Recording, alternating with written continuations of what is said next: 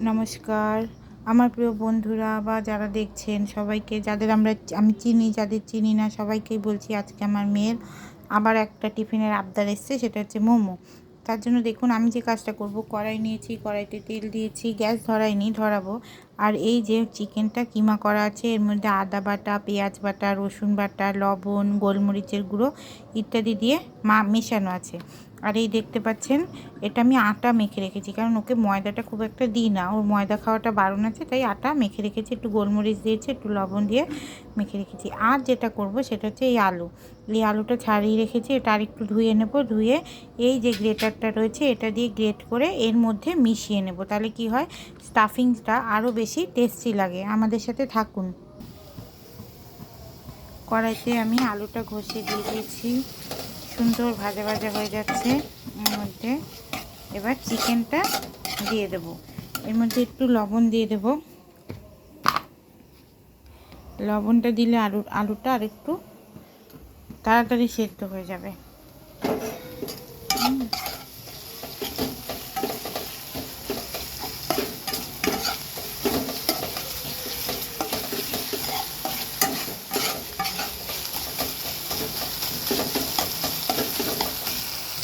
এবার আমি চিকেনটা দিয়ে দিলাম,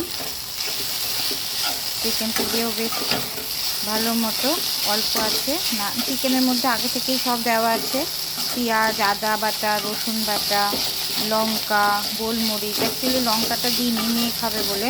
এবার আপনারা আপনাদের স্বাদ মতো লঙ্কা দিতে পারেন। আমি একটু লঙ্কাটা কমই দিই, কারণ আমার হাজব্যান্ডও লঙ্কা কম খায়, ঝাল খেতে পারে না, আর আমার মেয়েও কম খায়, ওই আমি যা একটু খাই, আমি আমার মতো পরে লঙ্কা দিয়ে নিই বা কাঁচা দিয়ে এর সাথে খেয়ে নিই। এটা ভালো মতো ভাজা হয়ে যাবে, ততক্ষণে আমি এটা ঢুকে, এটা আপনি লাল লঙ্কা দিতে পারেন, তাহলে স্টাফিংটা একটু সুন্দর হবে। দেখো বন্ধুরা, এরকমভাবে গোল গোল করে আমি তো আগে রুটি করতেই পারতাম না, গোল হতো না, এখন তাও গোল হচ্ছে। আমার যদি রান্নার গল্প শোনো তোমাদের তখন খুব হাসি পাবে। অ্যাকচুয়ালি আমি একটা ছোটোখাটো জব করি, তা বিয়ের আগে যা হয়, মা কাকিমা, আমাদের জয়েন্ট ফ্যামিলি ছিল, তারাই উঠতে দিয়েছে, কিন্তু বিয়ের পরে তো আমি আর আমার কর্তামশাই এইবারতে সকালে রান্না করে সব পুড়িয়ে টুরিয়ে দিয়ে আমি আমার কাজে চলে যেতাম।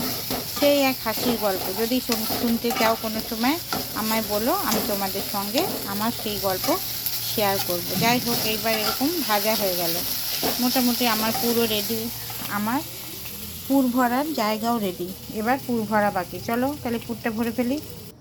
আমার পুর ভরার ভিডিওটা যদি দেখতে চাও, তাহলে এই দেখো, আমি একা হাতে করছি বলে আমি একটু ভিডিওটাকে পজ করে রেখেছিলাম। আমি একা হাতে করছি, তাই আমার একটু অসুবিধাই হয়, আর আমার কর্তা বাড়ি থাকে না এই সময়, আর আমার মেয়েও পড়তে বসে। যেটা বললাম, আমাদের কোনো কি বলবো, কোনো লোক বা কিছু কেউ নেই আমাকে হেল্প করার মতো, আমাকে একাই করতে হয়। তাই দেখো, তোমাদের দেখানোর জন্য আমি একটু এক হাতেই করছি, জানি না কেমন হবে। জল বসিয়ে দিয়েছি স্টিম হওয়ার জন্য।